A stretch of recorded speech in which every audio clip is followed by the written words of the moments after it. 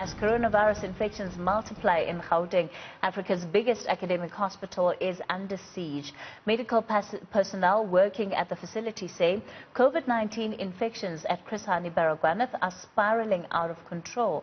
Newzroom Afrika's Nickolaus Bauer filed this exclusive report. A disaster in the making. Sources within the hospital's casualty department say Hani Baragwanath's coronavirus response is on the brink of collapse. There are currently 250 beds reserved to deal with patients infected with COVID-19, and as more wards are opened, they quickly fill up. Infections of doctors and nurses at the hospital have led to staff shortages, forcing intern and student nurses to fill the gap, even if they have no experience dealing with high-care patients. What we would like to have is for them to be at least paired with people who are experienced so that they can learn from those people.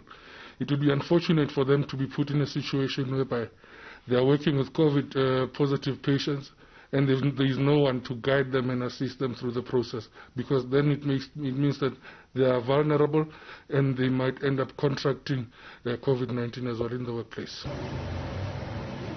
Support staff like cleaners and porters are also allegedly in short supply. Some are scared of contracting the coronavirus.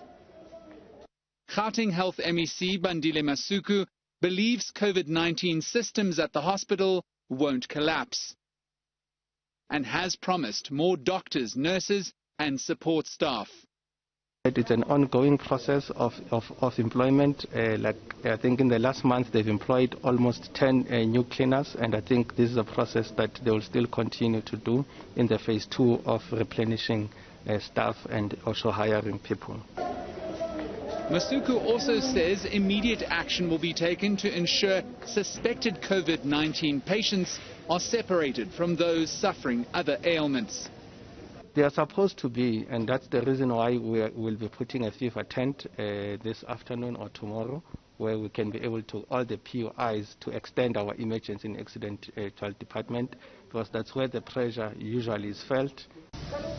But with infections only starting to rise, this could just be the beginning. For Newzroom Afrika, Channel 405, I'm Nickolaus Bauer in Johannesburg.